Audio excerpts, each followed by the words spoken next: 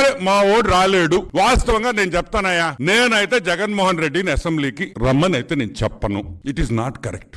నా మనస్సాక్షి ఒప్పుకోదు. అతను బాగా లేదు హెల్త్ కండిషన్. నేను గత 5 ఏళ్లుగా చెప్తానే వచ్చా, he's a bloody schizophrenic patient. He's a schizophrenic patient. మానసిక పరిస్థితి బాగా లేదు. ఓడిపోయిన తర్వాత మానసిక ఒత్తిళ్లు ఎక్కువైపోయి గజి బిజీగా మాట్లాడుతున్నాడు. లేకపోతే ప్రెస్ మీట్ లో నన్ను చూస్తున్నా కదా, నేను ఎప్పుడైనా ఇటు చూశారు నన్న, ఇదిగో